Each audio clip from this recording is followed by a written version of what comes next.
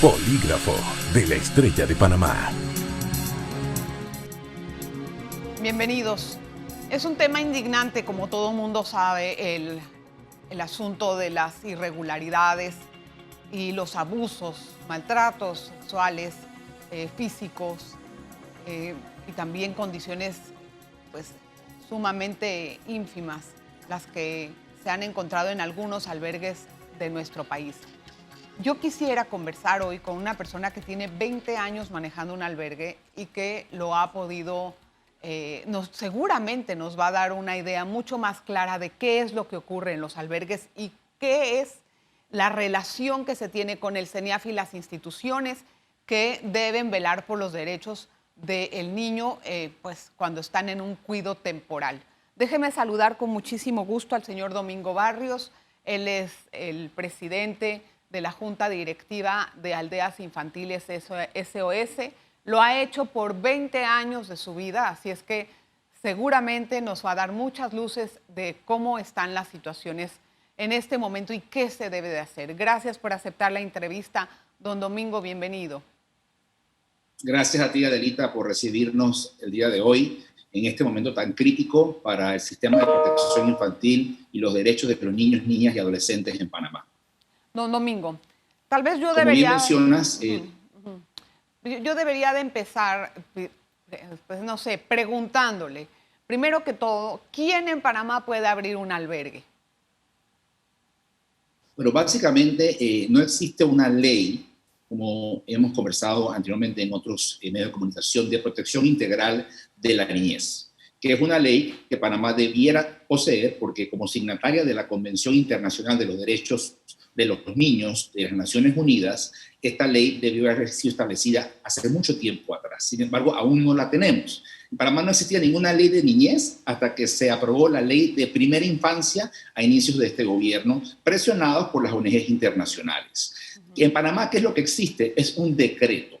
Y sabemos que no podemos gobernarnos por decretos porque los decretos cambian con los gobiernos y las necesidades de un niño sin cuidado parental sobrepasan los 5 años de un periodo de gobierno. Se requiere una ley, las leyes son permanentes y establecen derechos y responsabilidades permanentes. Entonces, hoy en día básicamente este decreto lo que establece es una serie de parámetros para que tú puedas abrir un albergue y establece una serie de funciones de control que la CENIAF y que el MIDES pueden tener. Mas, sin embargo, este decreto no es una ley de protección. Este decreto no establece cuáles son los derechos de estos niños. Y este decreto no establece también cuáles son los parámetros de un cuidado de calidad. Tenemos que pasar de hablar de lo negativo, del abuso y del maltrato, a donde queremos llegar, un cuidado de calidad, que este es un concepto que por primera vez se está mencionando abiertamente en Panamá. Bueno, entonces, de acuerdo a su respuesta, cualquiera puede abrir un albergue siempre y cuando llene los requisitos que están escritos en el decreto ejecutivo. Básicamente sí, son ONGs que se crean, algunas manejadas por sectores, como se ha mencionado, evangélicos, otros católicos, otras ONGs privadas que quieren hacer una fundación por razones de RCE. En fin, si hay un objetivo y prueban un plan, el decreto permite que se pueda hacer. Y es importante aclarar, los albergues no son del Estado, el Estado panameño no es el dueño de estos albergues. El Estado los supervisa y los microfinancia, diría yo, porque aporta muy poco. Claro, quiere decir que entonces un albergue que se crea no necesariamente debe de tener el aval del gobierno, porque es la única forma que me explico de que la CENIAF no conoce algunos albergues clandestinos. Bueno, sí debe tener el aval de la CENIAF y la CENIAF debe hacer las inspecciones iniciales y rutinarias para controlar la población que está en el albergue, los servicios de cuidado que están recibiendo, si hay grupos vulnerables especiales como discapacitados, si hay casos de maltratos o abusos. Y la CENIAF, por ejemplo, en el caso de Aldeas SOS, lleva un control muy cotidiano y muy de la mano con nosotros, porque somos un albergue organizado y tenemos la información clara y disponible. Sin embargo, los que han abierto albergues clandestinos y cómo se están financiando, yo realmente me lo pregunto, porque si la CENIAF no lo sabía, es decir que el gobierno no lo financiaba. Puede que la plata la logren de algún donante privado, podría ser el caso. Pero es peor, porque entonces si nadie lo supervisa, pueden hacer con eso lo que les da la gana. O sea, hablando en forma burda, no significa que todos sean así, pero Lo que me pregunto es si la CENIAF tiene la responsabilidad de velar por la población infantil de este país, ¿por qué está fallando en la supervisión? Porque aquí hay una falla evidente en ese sentido. Sí, el Estado, para dejar el concepto claro, es el responsable total de cada uno de estos niños. Cualquier niño que es retirado de su núcleo familiar, por el motivo que sea, pobreza extrema, abuso, consumo de drogas, abuso sexual, maltrato físico, el Estado es el que toma la custodia y es el responsable de este niño a donde lo envíe. Y donde lo envíe debe enviarlo con un presupuesto de dinero para mantenerlo. Como un padre paga una manutención cuando divorcia su familia, tiene que seguir manteniendo a sus hijos. En este caso, este hijo pasa a ser del Estado y el Estado debe mantenerlo.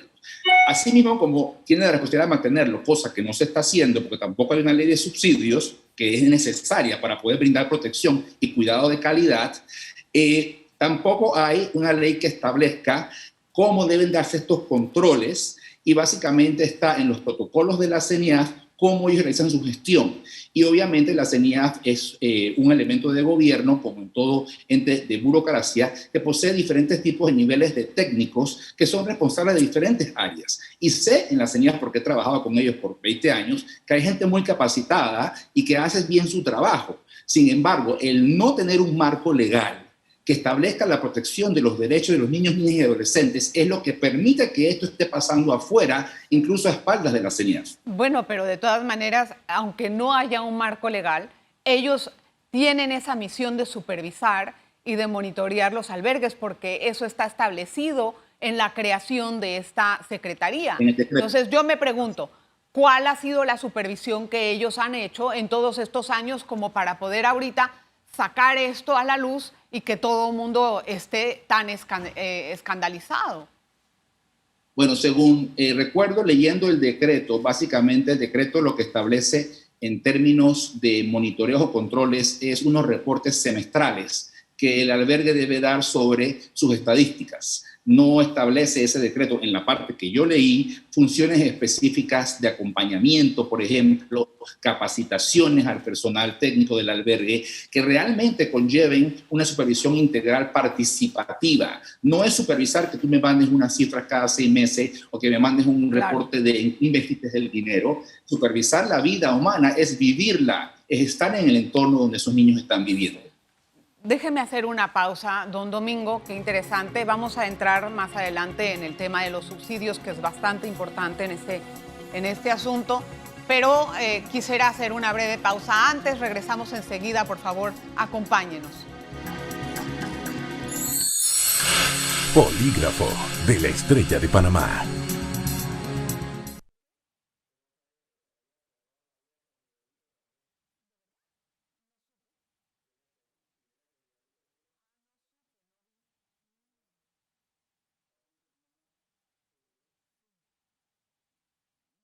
Me tomas bastantes fotos, Robert, no 3. Y que salga yo bien, porque luego salgo con caras muy malas. Vamos, pues.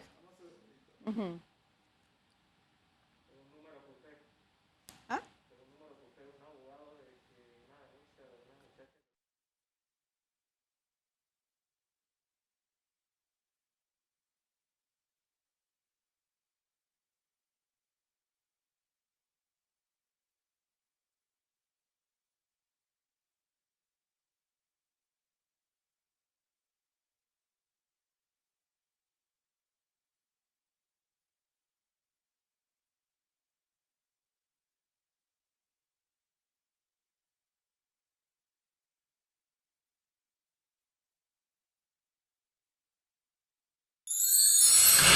Polígrafo de la Estrella de Panamá.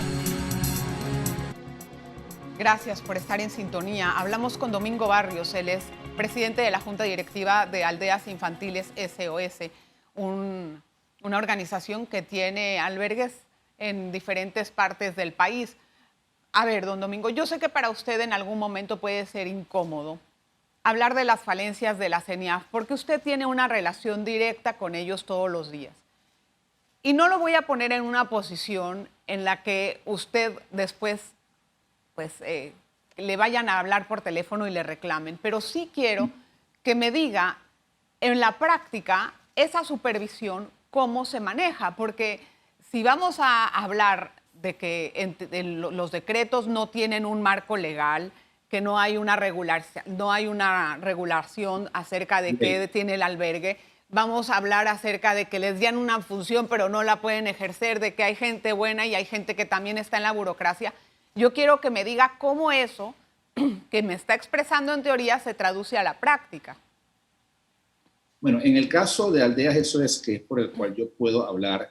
Nosotros sí vemos una supervisión bastante dinámica, pero creo que es en base a que estamos ubicados en centros, en ciudades principales. Somos el mayor socio del Estado en el cuidado de niños, tenemos más de 400 beneficiados de los 1.200 que hay a nivel de todo el país. Por ende, ellos saben que somos el albergue más grande, somos el albergue con mayor presupuesto, producto de la recaudación que hacemos internacionalmente. Sí. Y obviamente nos visitan con frecuencia porque tenemos muchos casos particulares que ellos nos envían. Es importante recordar que los niños no los buscan los albergues, los niños los mandan la CENIAF, el MIDES o los jueces de familia. Bien. Perdón, siga, continúe. Entonces, básicamente, ¿cómo trabajan con nosotros? Ellos caen de sorpresa, nos visitan, van a las casas, hablan con los niños, ven expedientes, piden expedientes de salud. Aquellos que tienen temas psiquiátricos o mentales, emocionales, también piden esos expedientes, ven el tema de los medicamentos. Nosotros les solicitamos a ellos constantemente mayor apoyo financiero porque tenemos recortes y no nos alcanza el dinero para seguir haciéndolo bien. Pero básicamente nosotros también tenemos mucha responsabilidad en esa cooperación porque activamente los estamos buscando a ellos también, sí, proponiéndole programas, proponiéndole soluciones. Claro, entonces también va de ambas partes. Somos una organización abierta y transparente y nosotros nos ofrecemos para ayudar y ellos nos ven como una herramienta en la que pueden confiar. Bien. Por eso creo que en el caso nuestro sí hay una supervisión bastante directa porque la relación es interactiva entre las partes. Pero porque ustedes tienen una tercera parte de la población sin cuido, que está en esta necesidad. Pero ¿qué pasa con los albergues que ellos no visitan tan a menudo o que no son tan abiertos? Es que para mí como secretaría también es muy fácil agarrar y ir a donde sé que las cosas están bien y decir que estoy haciendo mi trabajo o que caminan porque hay una responsabilidad. Pero ¿qué pasa con aquellos donde yo ni siquiera me voy a aparecer porque está muy lejos, porque no sé quién es la persona o XY? O sea, eso no lo entiendo, la verdad. No, definitivamente que la Secretaría de la CENIAF tiene una responsabilidad que debe cumplir. Y con todos los albergues, independientemente del tamaño del albergue, porque cada niño es igual de importante. Y es responsabilidad del Estado su bienestar y su cuidado con calidad. Te voy a dar un ejemplo. Por ejemplo, nosotros hemos tenido casos de abusos y maltratos en el pasado. Aldeas tiene 40 años de existir y han pasado personas por allí que a veces han incumplido nuestros protocolos y nuestra visión. Nosotros somos los primeros que identificamos la situación. Tenemos un protocolo interno de protección de los derechos del niño que se fundamenta en 4 pilares. La concientización de los derechos del niño, al niño y a los colaboradores, la prevención para que se protejan individual y grupalmente, la denuncia y luego la respuesta, que es el actuar legal. En cada caso que nosotros hemos encontrado en el pasado del mínimo tipo de abuso o duda de un posible abuso, nosotros inmediatamente notificamos a la CENIAF y nosotros inmediatamente colocamos la denuncia. ¿Y qué hace la CENIAF con eso? Nos apoya en toda la investigación para presentarla al juzgado pertinente y proceder contra la persona que haya cometido el hecho. ¿Y cuántos casos han tenido éxito en los tribunales? En los casos nuestros, la mayoría. Yo te puedo conseguir una lista de personas condenadas, inclusive hasta la Interpol nos ha ayudado a buscar personas que han huido de Panamá. Cuando uno quiere ejercer la respuesta, claro, la respuesta va a estar ahí. ¿Y cuánto tiempo hace de esto? Ya hace bastantes años que no tenemos un caso. Es más, los últimos casos que hemos estado procesando eran de casos anteriores que ahora los egresados han vuelto y nos han dicho, en tal año me ocurrió tal cosa con esta persona y yo quisiera poner una denuncia, y nosotros le decimos, te acompañamos, te ponemos el abogado, vamos a poner la denuncia contigo, porque claro, aunque ya no eres nuestra responsabilidad, en ese momento te estábamos acompañando. Ahora explíqueme, ¿cómo funcionan los subsidios? ¿Y bajo qué parámetros se otorgan estos dineros a los centros? Ok, los subsidios vienen del presupuesto del MIDES, que es muy limitado. El MIDES nada más tiene un presupuesto de $6 millones para este tipo de gestiones, que eso no es nada. no alcanza ni para un décimo de la parte de lo que se requiere hacer con todos estos niños para brindar un cuidado de calidad. Los subsidios se otorgan básicamente en base a discreción de lo que la CENIAF o el MIDES piensan que el albergue puede o va o quiere ofrecer o necesita. ¿Discreción entonces, de quién? ¿Discreción de quién? De los directivos de la CENIAF, de los técnicos de la CENIAF que manejan los presupuestos del MIDES, porque no hay una ley de protección integral al menor que establezca esos parámetros. Por eso es que aquí el origen y la raíz del problema, la CENIAF es responsable de su parte de lo que ha ocurrido. Los albergues que lo han hecho definitivamente, también sus juntas directivas, porque no escapan de su responsabilidad como representantes de la organización. Pero la raíz está en la falta de generación de leyes por parte de la Asamblea. La Asamblea es quien ha fallado en generar una ley de protección infantil que cree el marco legal para sobre ese marco establecer un sistema de protección que funcione con protocolos de protección de derechos al niño y con una ley de subsidios que diga equitativamente cómo se deben repartir y cuánto se necesita. Pero ojo, esa ley de subsidios, ¿ustedes a quién le rinden cuentas del subsidio que reciben? No, a la CENIAF, y en el caso nuestro, yo hago una presentación anual abierta al público, a los medios y a todos los socios que nos apoyan y presentamos finanzas, correcto. Yo estoy hablando, estoy entendiendo que estoy hablando con un albergue modelo, porque eso no ocurre con todos. Entonces, el que no hace eso, ¿a quién le rinde cuentas?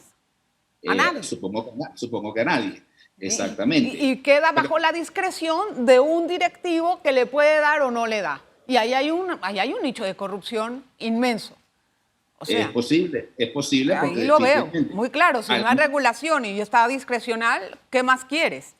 O sea, entonces, por ejemplo, ¿tienen un mínimo de subsidio? No, es que, por ejemplo, los subsidios que recibe Aldeas tiene un presupuesto, ayer dije 2.5 millones, pero me aclararon en la oficina hoy que son 3.3 millones ya lo que gastamos al año. De esa cantidad, ni el 10% lo recibimos del gobierno en total, las diferentes entidades que nos da gobierno, municipio, por ejemplo. Pero no son subsidios al niño. Tiene que haber una ley de protección para el niño que le dé un subsidio por niño. Y así entonces el subsidio se le va a dar según la cantidad de niños que tú tienes. Y los niños con enfermedades o incapacidades deberían recibir más. Exacto. ¿Okay? O sea, pero como eso no existe, por ejemplo, los subsidios que me dan a mí no me los dan para el niño, me los dan para actividades de educación extracurricular, para un proyecto particular de cuidado transitorio en Colón, pero no me dan para subsidiar al infante que ellos me han entregado, para eso me dan cero. Lo que pasa es que se presta a lucrar con los niños alrededor del mundo o incluso acá en el país. Déjeme hacer una pausa, don Domingo. Vamos a regresar con más de El Polígrafo. También hablamos de otras cosas enseguida. Polígrafo de la Estrella de Panamá.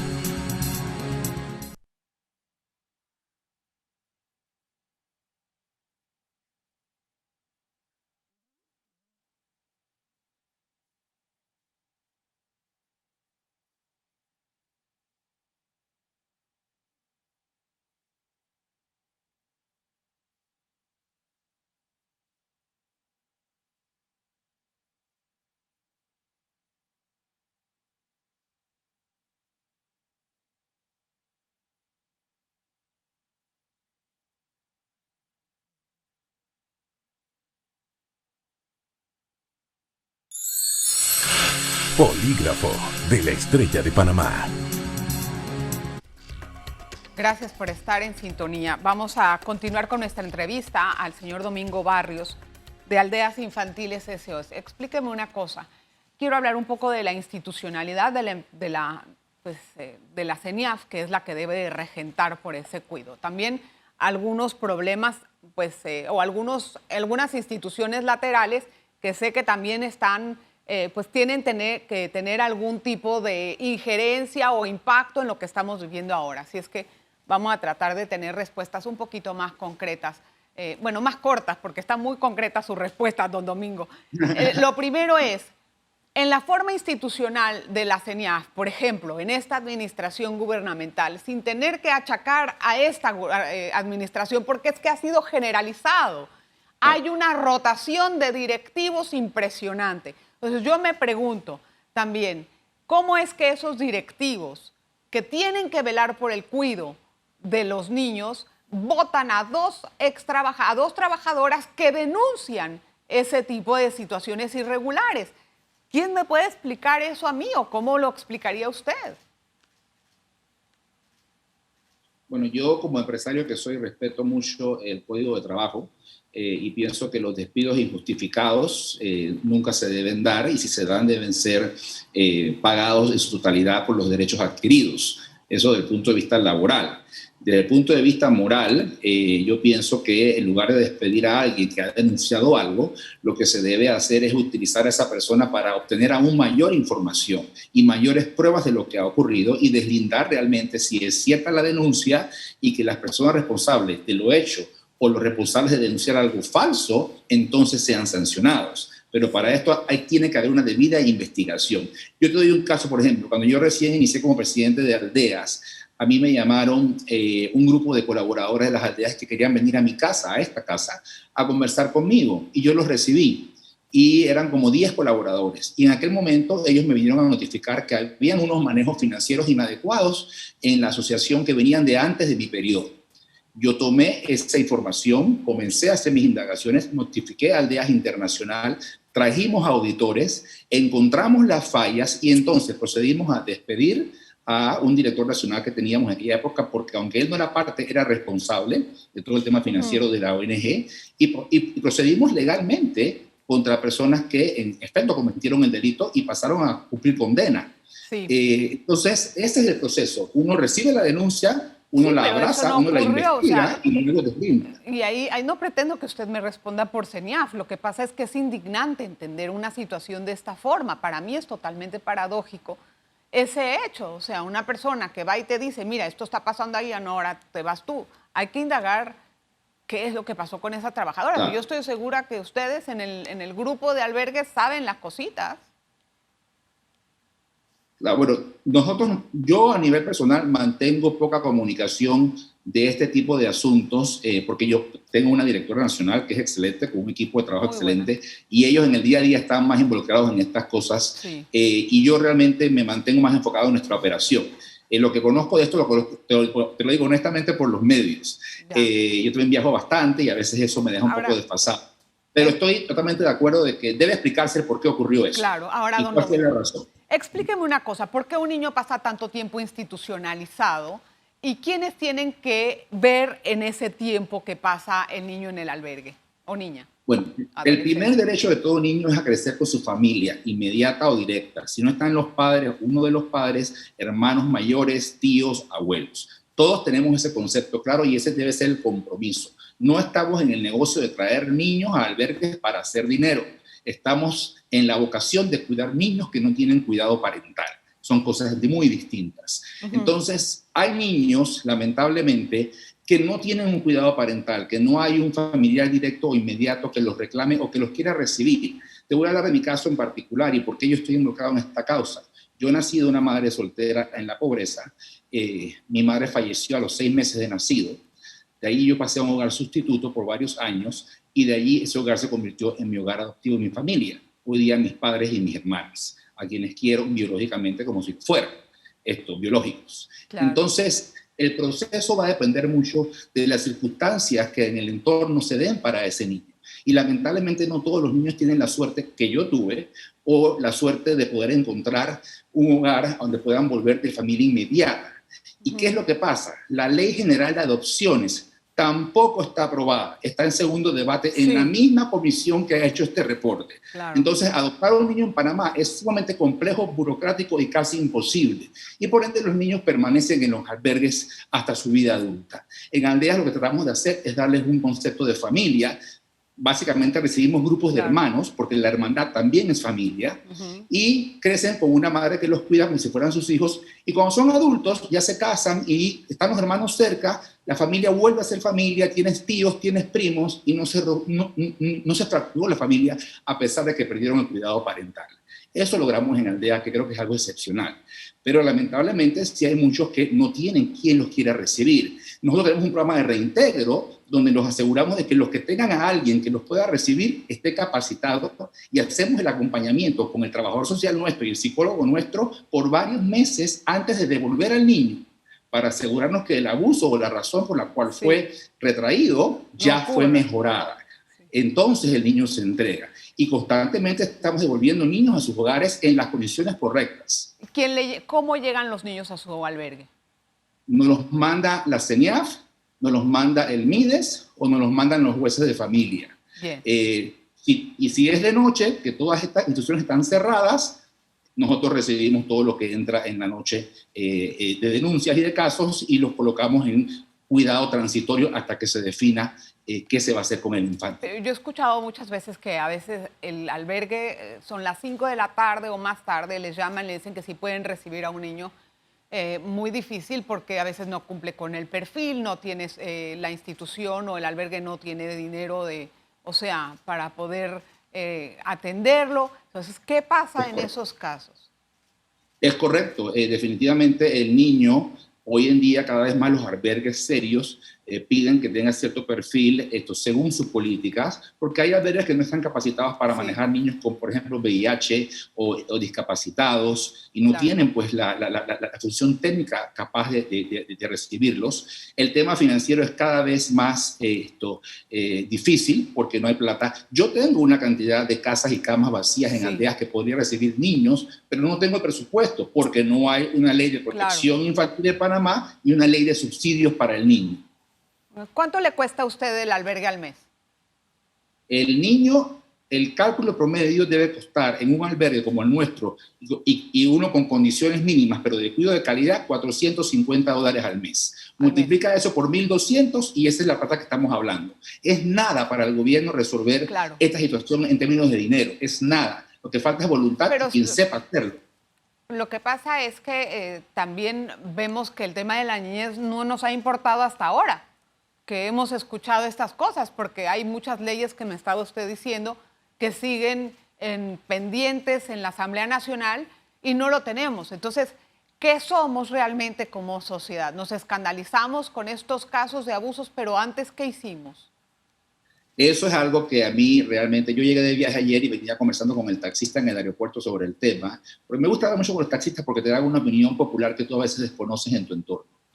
Y hablaba él de la taquilla, que la gente ahora con las redes sociales hacen taquilla y todo el mundo hace taquilla ahora de estar indignado de lo que pasó y atacan a políticos y atacan a entidades. Sin embargo, yo he visto muchos de estos posts. Yo no tengo redes sociales porque para mí la autopromoción la considero un pecado. Pero bueno, por mis temas de trabajo y de las aldeas sí investigo y veo cosas. Y en efecto, he visto mucha gente a la que yo he ido a pedir dinero que nos apoyara, porque también recaudamos localmente y nos hacen falta fondos, y me dijeron que no. Y ahora están indignados y postean tweets y postean posts con un corazón abierto que ojalá lo hubieran tenido hace 10 o 15 años. Claro, todos tenemos parte de esta culpa. En realidad, como sociedad, debemos hacer una gran introspección de lo que estamos haciendo. Gracias, don Domingo, por estar con nosotros en el Polígrafo. Me ha conmovido mucho su historia personal. Un día voy a invitarlo para hacerle una entrevista de eso, sobre superación personal. Con todo gusto. Me va a encantar hacerlo porque esas son historias que a mí realmente me cautivan. Gracias, don Domingo. Estoy disponible. Siempre a la orden. Gracias por estar con nosotros en el Polígrafo y explicarnos a fondo el tema.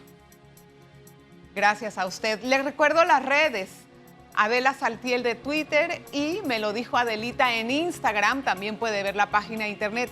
Y sí, ¿qué somos como sociedad y por qué ahora nos indignamos cuando por muchos años no nos hemos puesto atención a este tema que nos escandaliza ahora? Y claro, hay muchos que salen a tomar protagonismo. Gente que tal vez tenga algún interés de cualquier índole, porque eso es lo que está pasando, pero de aquí en adelante es lo que tenemos que ver cómo vamos a sacar adelante el tema. Nos vemos la próxima. Polígrafo de la Estrella de Panamá. Canal exclusivo de Cable Onda.